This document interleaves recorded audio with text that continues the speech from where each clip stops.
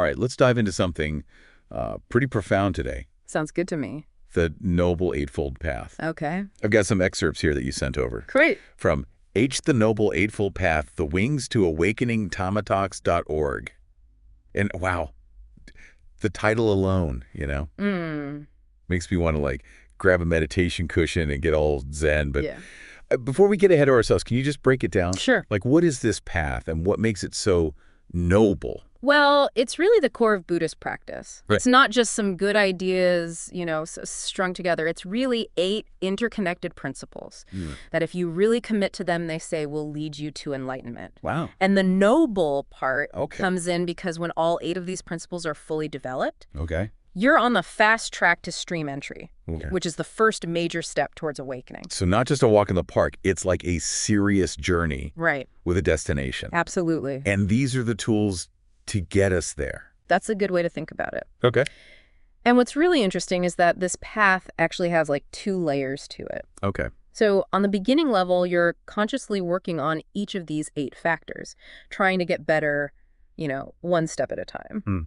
But then there's this deeper level, this noble level, where everything just clicks into place and you're no longer doing the path, but you're being the path. Wow, okay. And it just effortlessly carries you towards the deathless, which is the ultimate freedom from suffering. That reminds me of learning to drive, right? Right, okay. At first you're thinking about every single step, checking your mirrors, Yeah. Really concentrating. Yeah. But then with practice, it becomes almost second nature. You're not putting in so much effort. Right. You're just in the flow. Precisely. Okay. Now, to really get a grip on the structure of this path, we need to understand what are called the 3 aggregates. Okay. Discernment, virtue, and concentration. Okay, pop quiz time. What are these aggregates? All right, well. And how do they relate to the Eightfold Path? Each aggregate has a set of path factors within it. Okay. So discernment starts us off with right view and right resolve. Okay. It's figuring out what is true and then making the commitment to act on it. Then virtue includes right speech, right action, and right livelihood. So basically how we behave in the world. Okay. And lastly, concentration brings in right effort, right mindfulness, and right concentration. Okay. So these are really the mental tools that help us stay focused and present. Okay, hold on a second. Sure. You keep saying write this and write that. Right. Does that mean any old view or any kind of concentration is good enough? Well, that's where it gets really interesting. Okay. Each of these 8 factors actually exists on 2 levels. Okay. A mundane level and a noble level. And that rightness that you're picking up on is what sets the noble apart from the mundane. So what's the difference between the 2 levels then? Well, think of the mundane level as kind of laying the groundwork. Okay. You're starting to clean up your act, making better choices, but you're still prone to falling back into old habits, like tidying up your house. Right. It looks good for a little while, but without those deeper changes, it gets messy again. Yeah. But the noble level is where real transformation happens. Okay. These factors, they become purified, free from those mental knots that keep us tied to suffering. And they actually propel us towards liberation. So it's we have to tend to that mundane level first. Right. Like nurturing a garden. Absolutely, before it can blossom into something truly beautiful. Yeah. Perfect analogy. Okay. Let's take right view as an example. Okay. At the mundane level. Okay. It's about embracing some core beliefs, understanding karma, knowing good actions from bad, recognizing that there's more to life than just this physical existence, honoring our parents, and trusting those who have walked the path before us. Wait a minute. Sure. There's one part there that I want to ask about. Spontaneously reborn beings. Great question. What is that? That's where the mundane level of understanding really bumps up against some profound ideas. It's the idea that not all beings are born and reborn in the typical way. Some, due to actions in past lives, just appear. So they're not born from a mother. It's a bit like a seed sprouting without needing to be planted. Okay. This is part of what makes understanding karma and rebirth so complex. There are these subtle layers to it. Okay. But we can delve deeper into that later on. I think I need a minute to process that one. Sure. But it does highlight how much deeper this path goes. Exactly. It's not just like a do this, don't do that. Yeah. It's about our whole understanding of the world. It is. And to really put these beliefs into action, you need right effort. Okay, so how does effort fit into all of this? Sure. Becoming enlightened.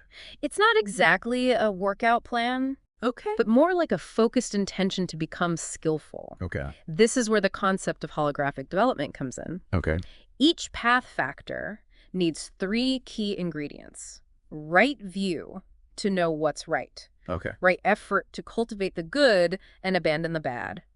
And right mindfulness to keep us from getting distracted. So it's this constant balancing act of being wise, putting in the work, and staying present. Exactly. And these 3 are woven throughout the entire path. They're the fuel that keeps us moving forward.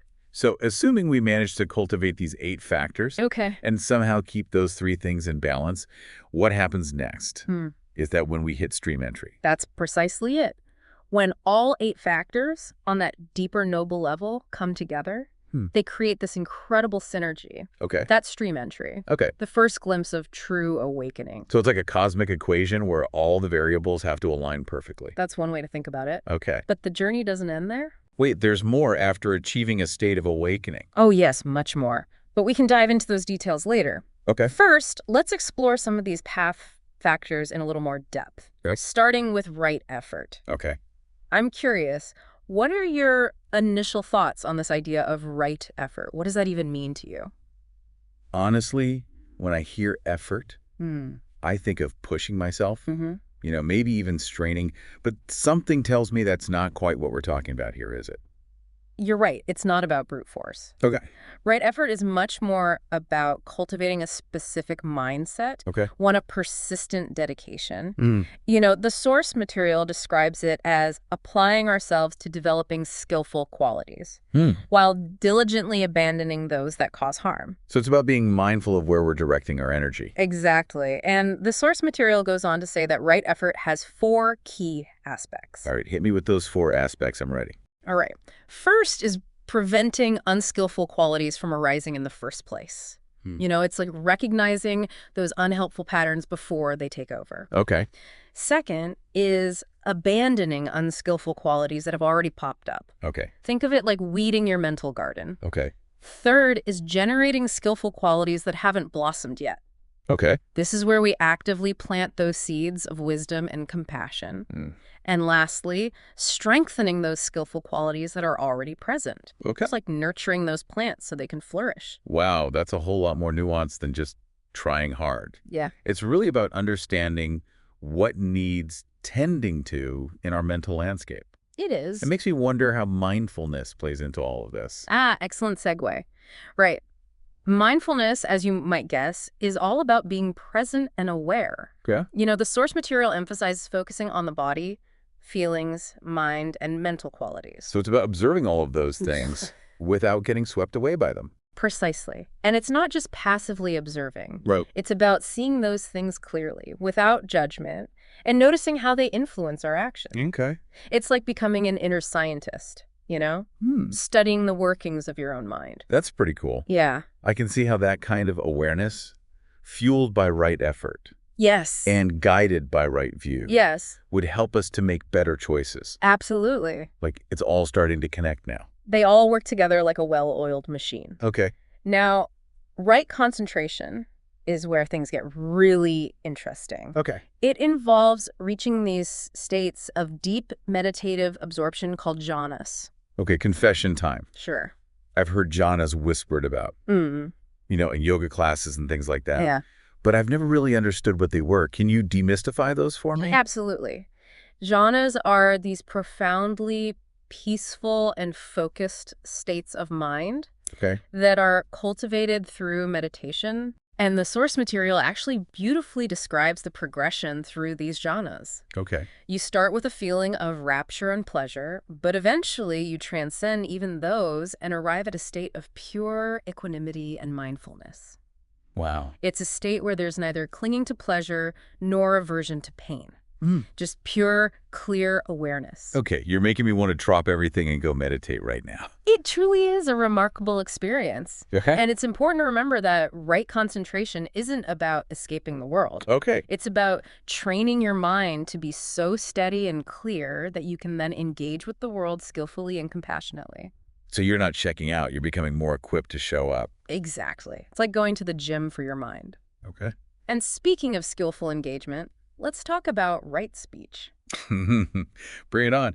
I think we could all use a little more skillful communication these days. I agree. Right speech is all about speaking in a way that's, well, beneficial, Okay. not harmful at the mundane level. It's about avoiding harmful speech. The source material specifically lists abstaining from lying, Okay. divisive speech, abusive language, Right. and pointless chatter. Okay, so basically not being a jerk. Right. Got it. But I have a feeling that the noble level takes us a step further. You are right on the money.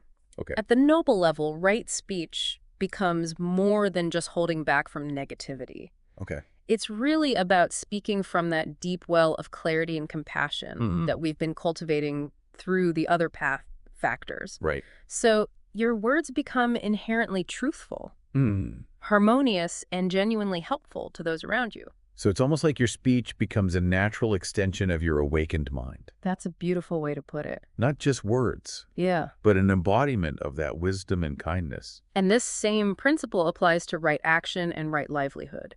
It's not just about following a set of external rules. It's really about aligning your actions and the way you make a living with those core values and aspirations that you've clarified through right view Right. and strengthened through right effort. Okay, I'm starting to see the bigger picture here. Good.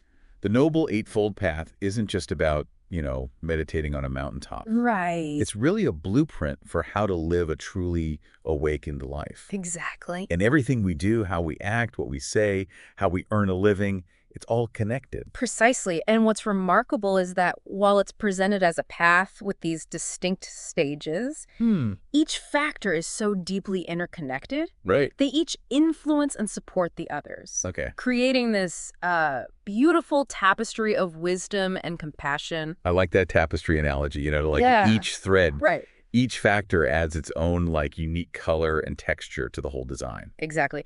And one of the threads that really stood out to me in the source material was this emphasis on abandoning wrong views. It states that, by abandoning wrong views, we can actually break free from a whole host of unskillful qualities that stem from those wrong views. So it's not just about adopting the right perspective. Right. It's also about actively letting go of those harmful beliefs and perspectives. Exactly. That might be holding us back. It's like cleaning out your mental closet and getting rid of all those outdated and ill-fitting clothes. I like that. Yeah, it's about recognizing that sometimes. The things we're clinging to are the very things that are keeping us stuck. Precisely. This whole idea of letting go seems to be a recurring theme here. It is. And it makes me think about something you mentioned earlier. Okay. The story of the raft from the source material. Ah, yes. A raft is such a powerful analogy. Yeah. The Buddha used this story to illustrate that even the Dharma, the teachings themselves, should be treated like a raft. It's a tool to help us cross over to the other shore, to liberation. Okay.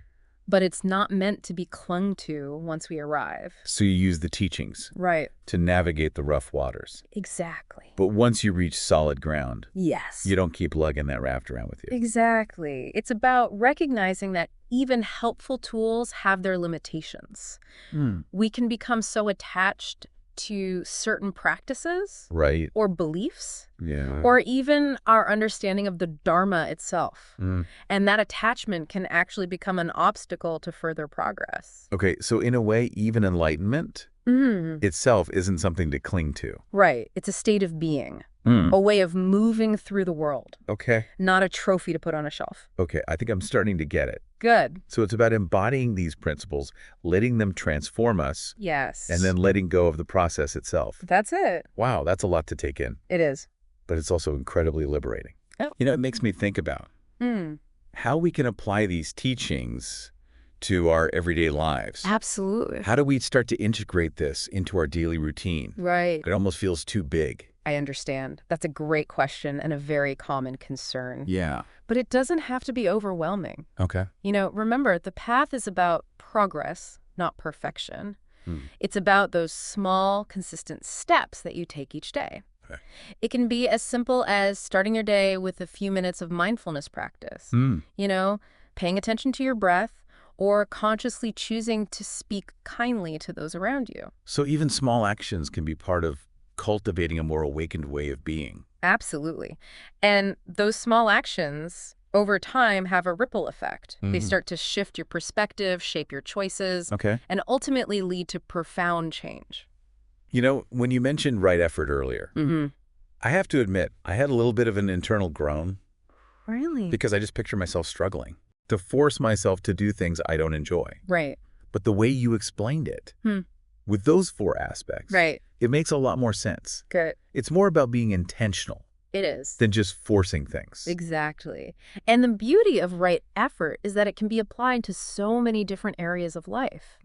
For example, you mentioned earlier that you've been struggling with work-life balance. Oh, tell me about it. Some days it feels like I'm juggling chainsaws. I hear you. While riding a unicycle. Well, this concept of right effort could actually offer a new perspective on that struggle. Instead of just thinking about trying harder. What if you applied those 4 aspects of right effort to your work-life balance? How so? Well, firstly, preventing unskillful qualities from arising could look like setting clear boundaries between work time and personal time. Maybe turning off notifications after a certain hour.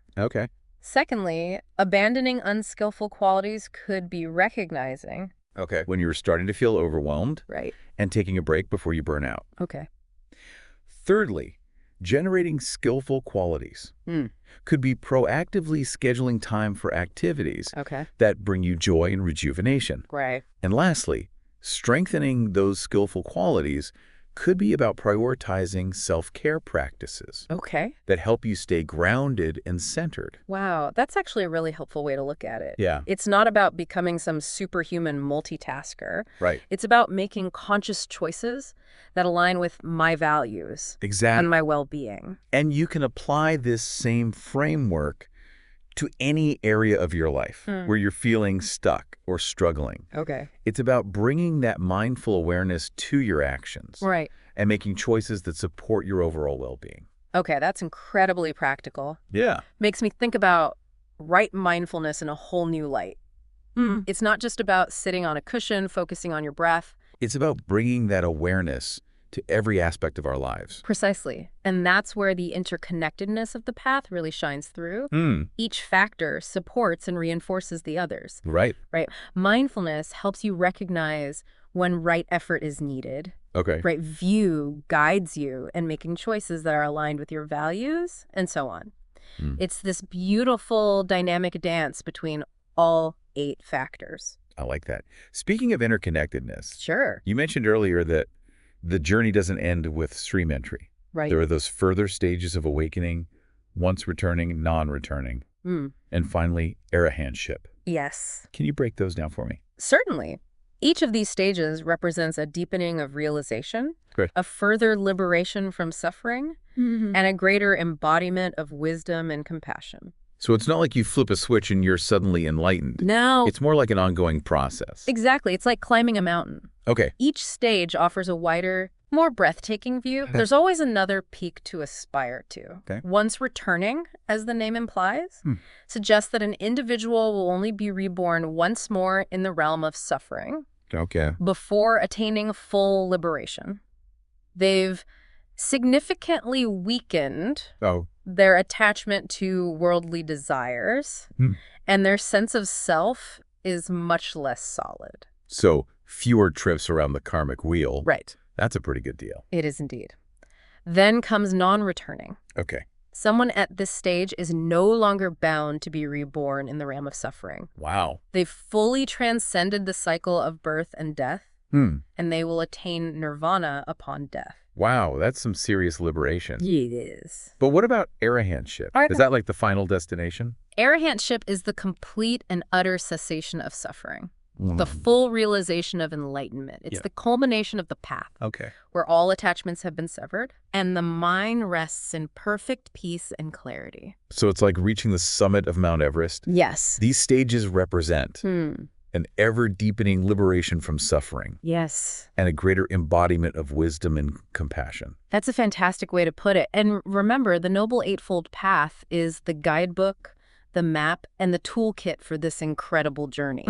It's available to everyone, regardless of their background or beliefs. Okay, I'm starting to grasp the vastness and the potential here. Good. But I also know that a lot of our listeners are probably thinking, this all sounds great in theory, but how do I actually put this into practice in my real life?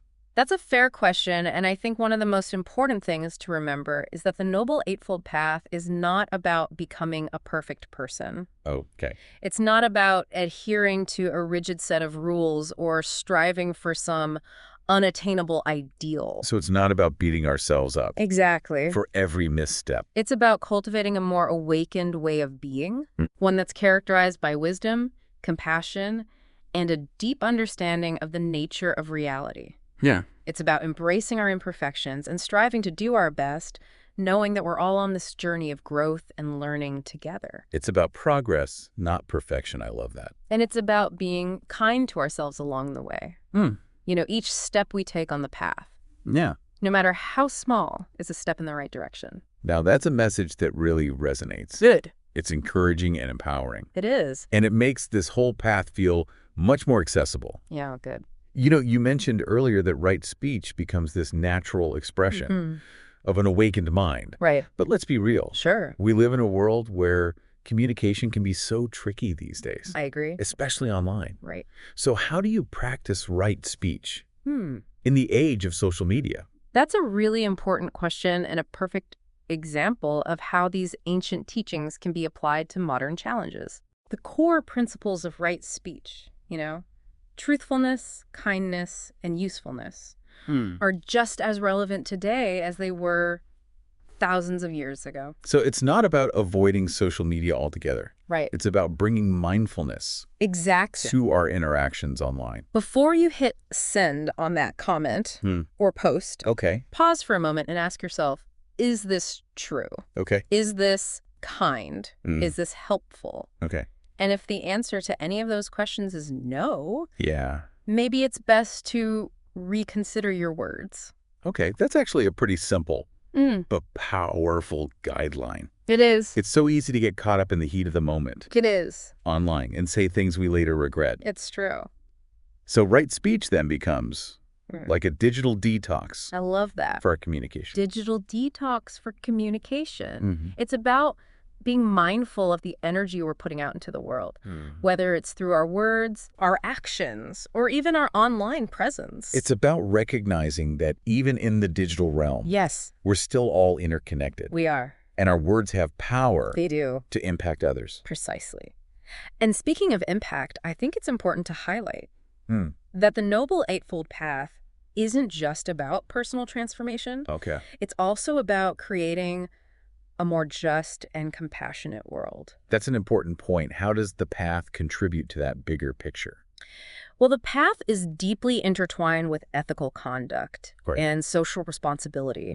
You know, right speech, right action, and right livelihood all call for us to act in ways that benefit not only ourselves, but also others. It encourages us to cultivate compassion, loving kindness, and a deep concern for the welfare of all beings. So it's about recognizing our interconnectedness. Yes. And understanding that our actions have consequences. I do. That what we do and say has a ripple effect that extends far beyond ourselves. Exactly. And those ripples can create positive change. The path calls for us to act with integrity, generosity, and a commitment to justice. It's a beautiful and inspiring vision of a world where everyone can flourish. And it all starts with those individual efforts to cultivate wisdom, compassion, and ethical conduct. It does. It's kind of like Gandhi's famous quote, be the change you want to see in the world. Perfectly said. The more we embody these qualities in our own lives, the more we contribute to creating a world where peace, justice and compassion can truly prevail. They can. Now, I'm curious. For those who are just beginning to explore this path, what are some common misconceptions about the Noble Eightfold Path they might need to let go of? That's a great question. And one common misconception is that the path is all about renouncing the world and living a life of austerity and isolation. You know, people picture monks in robes, meditating in caves, completely detached from society. So it's not about retreating from life and becoming a monk or a nun. Not necessarily. Does that mean I have to give up my Netflix subscription? Haha, no, not necessarily. While monastic life is certainly one expression of the path, Okay. it's not the only one. Okay. Remember, the Buddhist teachings are for everyone, regardless of their lifestyle Okay. or circumstances. So the path can be practiced by anyone. Absolutely. Anywhere. Yes, Even in the middle of a bustling city. absolutely. It's about finding a way to integrate these principles into your daily life, whatever that may look like. Okay. And this leads to another common misconception, Okay. that the path is about achieving some perfect state of enlightenment Okay. where all problems magically disappear. So no superpowers or immunity to life's curveball. I'm afraid not. Okay. The path acknowledges the reality of suffering, but it offers tools for navigating it skillfully Okay. and finding greater peace and freedom amidst life's inevitable challenges. Okay. It's about developing resilience, finding joy even in the midst of difficulties, and responding to challenges with wisdom and compassion. So it's not about escaping life's storms. Right. It's about learning how to weather them with grace and strength. Beautifully put. Okay. And that resilience comes from cultivating wisdom, compassion, and a deep understanding of the nature of reality.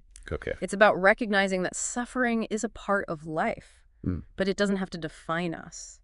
You know, when we were talking about right view earlier, you mentioned understanding karma. Yes, And that's a concept that often gets misunderstood. it is. You know, people think it's about some cosmic punishment system. Right. Can you clear that up for us? Absolutely. Karma is often misunderstood as some kind of cosmic reward or punishment system, but it's actually much more nuanced than that. Okay. In essence, karma simply means action and its consequences. Correct. It's about understanding that every action we take, every thought we think, every word we speak creates ripples that extend outwards, impacting both ourselves and the world around us. So it's not about some divine being keeping score. No. It's more about cause and effect playing out over time. Exactly. It's about recognizing that our actions have consequences, both positive and negative, and that those consequences shape our experiences. So if we want to create a more positive and fulfilling life, both for ourselves and for others, we need to be mindful of the actions we're taking, Yeah. the thoughts we're thinking, the words we're speaking. Precisely. And that mindfulness is cultivated through the practice of right mindfulness. Okay, that makes a lot more sense. Good. So karma is not about punishment. Right. It's about understanding the interconnectedness of all things and taking responsibility for our actions. And that sense of responsibility is a key element of the Noble Eightfold Path. It's about recognizing that we have the power to create positive change in the world, starting with ourselves. Now, we've been talking a lot about the individual aspects of the past, Right. but I'm curious to know more about the overall progression. How do these different stages of awakening unfold in a person's life? Is it a linear process? Right. Or is it more like a winding path with unexpected turns? That's a fascinating question. Yeah. And one that doesn't have a simple answer. You know, the path is often described in stages. But it's important to remember that this is just a framework to help us understand the process. Okay. In reality, the journey of awakening is unique for each individual. Okay. You know, it can be linear for some, with those clear milestones and breakthroughs, Right. while for others it might feel more like a spiral, with periods of progress followed by periods of seeming stagnation or even regression. So it's not about comparing ourselves to others or getting caught up Yeah. in some idealized timeline. Exactly. It's about trusting our own unique journey and honoring wherever we are on the path. That's reassuring to hear. Oh, good. It kind of takes the pressure off, trying to achieve some, preconceived notion of what enlightenment should look like. Right. Speaking of preconceived notions, one of the things I find most intriguing about Buddhism is this idea of non-self, or anatta. Yes, It seems to go against everything we're taught in Western culture, it does. which really emphasizes individuality Right. and self-reliance. Right. Can you shed some light on this concept? Absolutely. The concept of non-self is one of the most profound and challenging teachings in Buddhism. It directly challenges our ingrained notion Okay. of a separate, independent self, an I that exists independently of everything else. So you're saying that our sense of self, that feeling of I-ness, that we all experience is actually an illusion. In a way, yes. It's not that we don't exist. Okay. Or that our experiences aren't real, but rather that our sense of self is actually a construct, a product of constantly changing mental and physical processes. Okay, my brain is doing a little gymnastics right now trying to wrap my head around that. I understand. But how does understanding non-self actually benefit us? That's a great question. What are the practical implications? Understanding non-self can be incredibly liberating. Okay. Because it frees us from the suffering that arises from clinging to a fixed, unchanging identity. Yeah. You know, when we believe in a separate self, we tend to grasp at things that we think will make us happy and push away things that we think will cause us pain. So it's all about attachment and aversion. Exactly. Those are two things I can definitely relate to. I think we all can. But when we really see through the illusion of self, we realize that this grasping and aversion is ultimately futile, you know, and we can start to let go of those attachments. Right. And embrace the ever-changing nature of reality. So by understanding non-self, we actually become more adaptable and resilient. Precisely.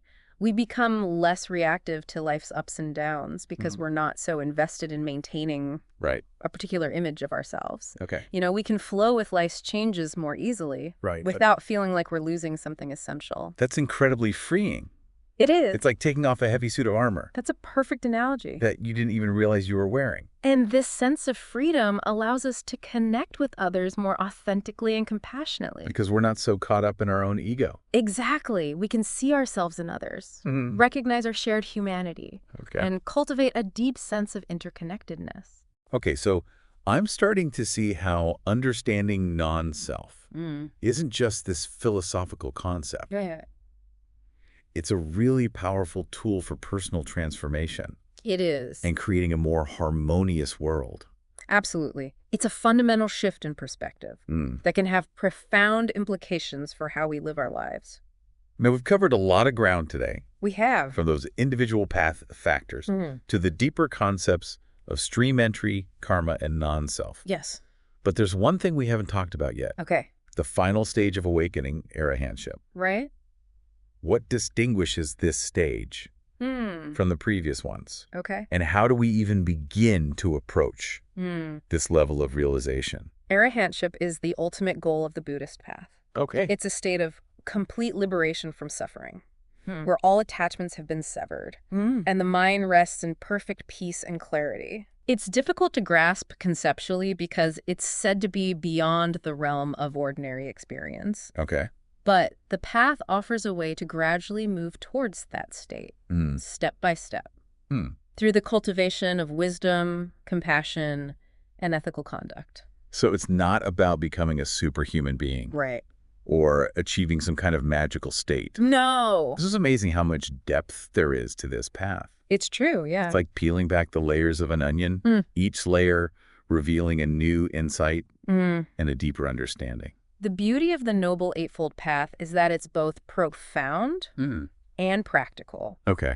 It offers a framework for understanding the nature of reality and a set of tools for transforming ourselves and the world around us. And it's not a one-size-fits-all approach? Right. There's room for individual expression and interpretation? Absolutely. The path is a guide, not a set of rigid rules. You know, it's about finding what works for you, adapting the principles.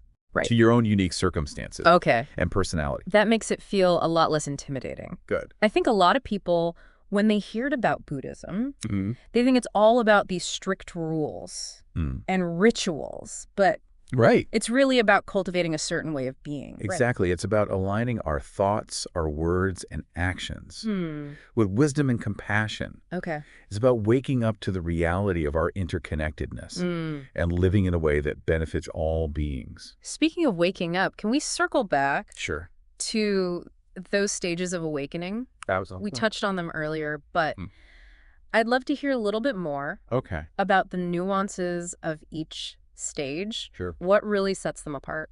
Certainly. So as we discussed, the path unfolds in stages, each one representing a deepening of realization and a further liberation from suffering. Okay. Stream entry, the first stage, is kind of like a breakthrough moment. It's the point where you really catch a glimpse of your true nature and see the path clearly for the first time. You know, it's a taste of freedom, but there's still work to be done. So it's like the starting line of a marathon. Perfect analogy. You're excited, you've got momentum, but you've got a long way to go. Once returning, the next stage is marked by a significant decrease in the power of greed, hatred, and delusion. So those unwholesome qualities, they still arise, but they don't have the same grip on you anymore. They don't. You're able to see them more clearly and let them go more easily. So you're less reactive, more balanced. Exactly, yeah. You're less likely to get swept away by strong emotions and more likely to respond to challenges with wisdom and compassion. And then comes non-returning. Yes. A stage where you've completely eradicated those three poisons: greed, hatred, and delusion. That's right. So you've basically mastered your mind. In a sense, yes. At this stage, you've attained a profound level of peace and freedom. You have. You're no longer bound by that cycle of birth and death. Right. And you'll attain nirvana upon death. Yes. Wow, that's incredible. It is. And finally, there's arahantship. What makes this stage the ultimate goal? Arahantship is the complete and utter cessation of suffering. It's the full realization of enlightenment, where all attachments have been severed, and the mind rests in perfect peace and clarity.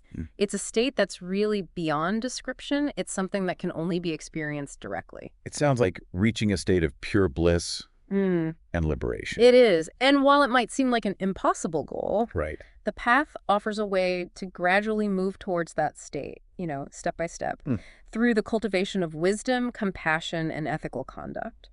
And it all starts with that first step, right? It does. With choosing to walk the path, even if we stumble along the way. Exactly. The path is about progress, not perfection. Right. It's about making that commitment to live a more awakened life and trusting that the process itself will transform us.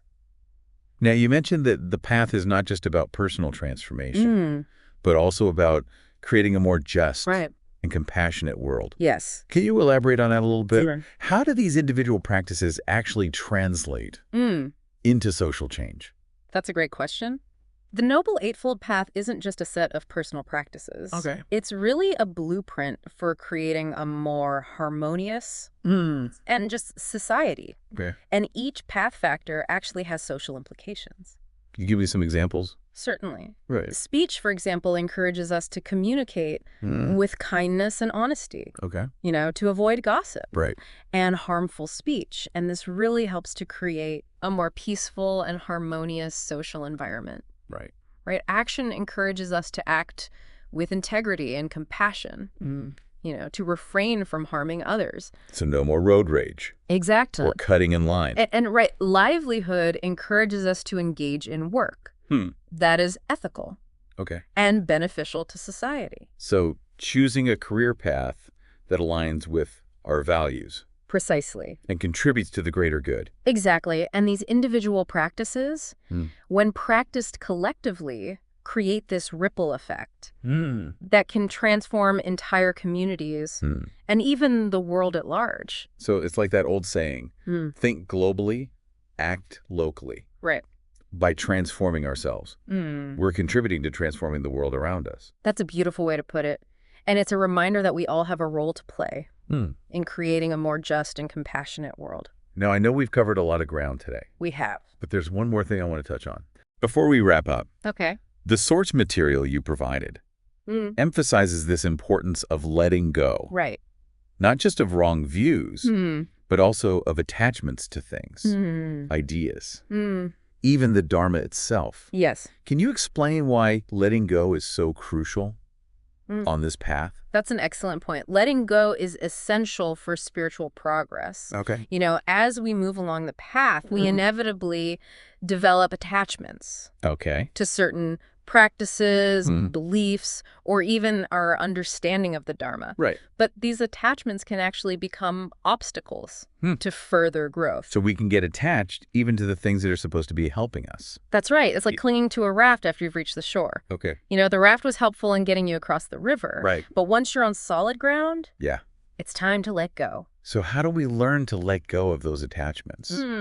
It's easy to say, just let go, but it's a lot harder to actually do. It is, but it's a practice, just like any other aspect of the path. Okay. It really starts with awareness. Okay. You know, noticing when we're clinging, when we're feeling resistant to change, you know, when we're holding on too tightly to a particular idea or belief. So it's about cultivating a sense of detachment without becoming indifferent or apathetic. Exactly. It's about finding that delicate balance between engaging with the world fully and holding things lightly without grasping or clinging. It's like learning to dance with life. That's beautiful. Rather than trying to control every step. And this ability to let go is ultimately what leads to true freedom and liberation. This has been an incredible journey. It has. I feel like I've learned so much about the Noble Eightfold Path, not just intellectually, but also on a deeper, more experiential level. I'm glad to hear that. What final message would you like to leave our listeners with? My message is simple. The path to awakening is open to everyone. It's not a distant, unattainable goal, but a journey that begins with a single step. You know, if you're feeling lost, confused, or overwhelmed by life's challenges, the Noble Eightfold Path offers a way out of suffering and a path towards greater peace, joy, and freedom. It's a reminder that we don't have to go it alone. We don't. There's a path, there's a guide, and there's a community of fellow travelers to support us along the way. Beautifully said. And if the Noble Eightfold Path is a journey toward awakening, what small step can you take today to begin walking that path? Keep diving deep, and until next time, keep exploring.